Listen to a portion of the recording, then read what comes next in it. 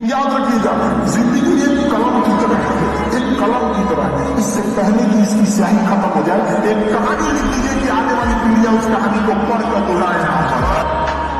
चाहते दूसरे के मैटर में इंटरफेयर मत करना चाहिए। बड़े इंसान हमेशा चीजों को इग्नोर करके चलते हैं। लाइफ में सबको इंपॉर्टेंस दीजिएगा तो आपका कोई इंपॉर्टेंस नहीं रह जाएगा। समझेगा कि नहीं? लोगों को कभी इतना भी भाव मत दे दीजिएगा कि आपको रद्दी के भाव समझ। जहां दो कौड़ी के लोग अपनी बहसबाजी करते हैं, वहां समझदार इंसान चुप हो जाता है। समझा कि नहीं? कभी कभी समझदारी का भी परिचय दीजिए। 7 सेकंड तक किसी को मत देखिए। जब आपकी नौकरी हो जाएगी तो आप ध्यान दीजिएगा, सरकार आपको ये सब करने के लिए संविधान आपको समय देता है।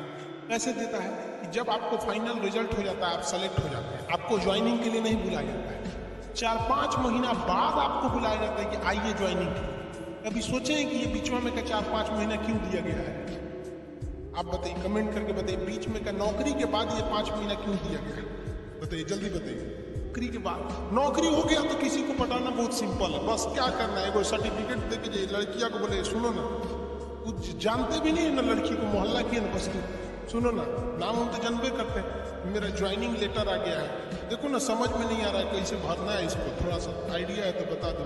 बस कहेंगे ठीक ठीक है, मेरा फोन नंबर ले लीजिए, कोई दिक्कत होगा तो बताइए, वो खाली नंबर दे रही है, पता है ना, समझ आ गया, बड़ी इजी हो जाता है। और अभी से सुना तो यूपीएससी से टॉप है लड़की को बेरोजगार के लिए फंसाना, इसलिए ये सब। एक चीज हमको बहुत खटकता है, लोग कहते हैं खाली हाथ आए थे खाली हाथ जाएंगे। हमको ये सिद्धांत चेंज करना है। खाली हाथ आए थे लेकिन जाने के समय इस देश को बहुत कुछ दे के जाएंगे। खाली हाथ तो कभी नहीं जाएंगे। सोचा खाली हाथ जाएंगे, खाली हाथ जाना रहा तो अब ये मार लेंगे, तो कोने काम करें।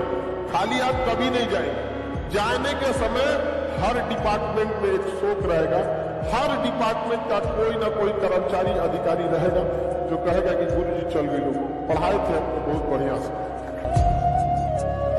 लड़की सबको देख के मुस्कुराती है, आप उसको अपना मत समझ लेंगे। तेरी फितरत थी सबसे दिल लगाना, हम खामखा खुद को खुश नसीब समझ बैठे। समाज में ना अगर आपके पास पैसा नहीं है ना, लोग आपको ऐसे नजर से देखेंगे कि जैसे आप पैदे गलत हो, जो मतलब चोरे समझ के आपको देखेंगे।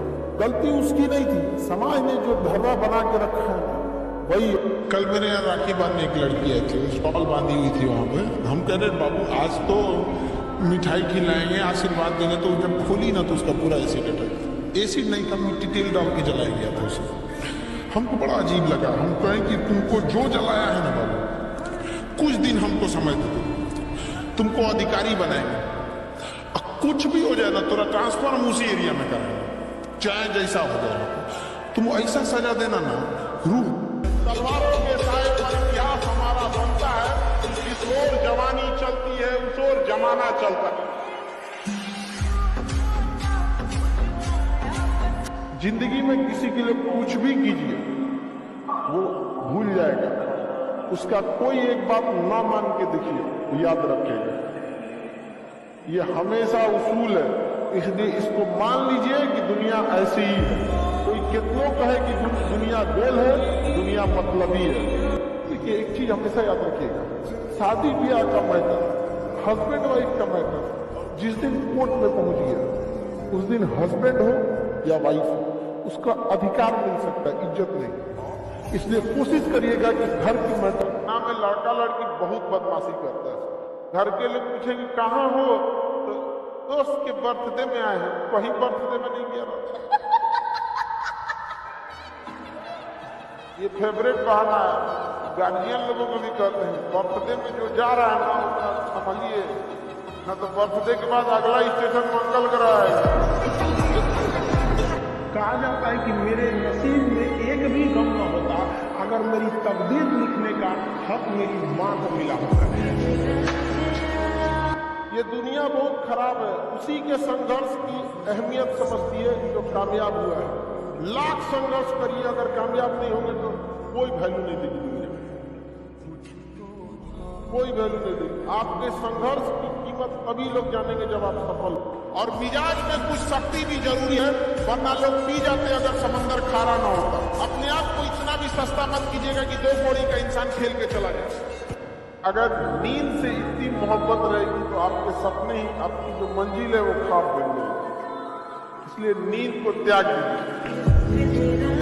भले जेब खाली हो, जेब में गांधी हो या ना हो, दिल में एक आंधी होनी चाहिए। जो बोले हैं, जो खाने हैं, वो आप जिसे सब कुछ खोकर पाने की तमन्ना रखते हैं, एक वक्त ऐसा आएगा कि जब वो मुफ्त में भी मिलेंगे तो आपको मंजूर ना हो।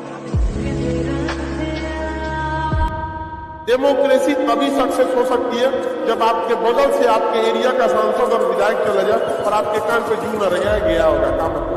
This is democracy. ब्रिटेन के प्राइम मिनिस्टर जब गए थे अपना वैक्सीन लगवाने तो लाइन में खड़े थे। This is democracy.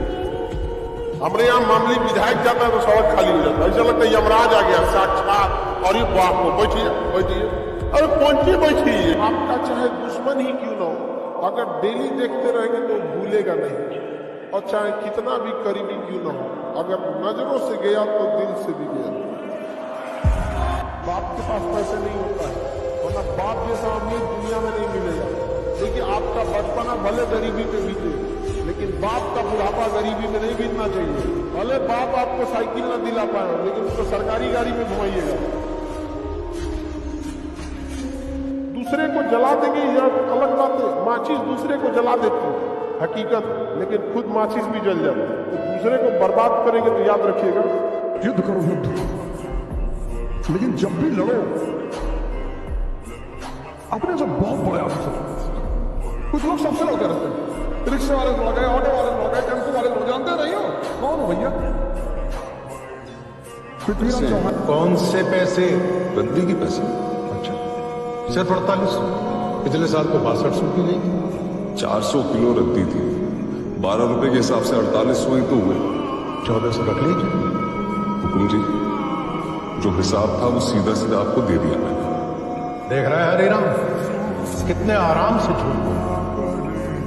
अभी से याद है इसको, IPS बन गया तो पूरे देश का लूट लेगा। जोर किया बोल बोला ना।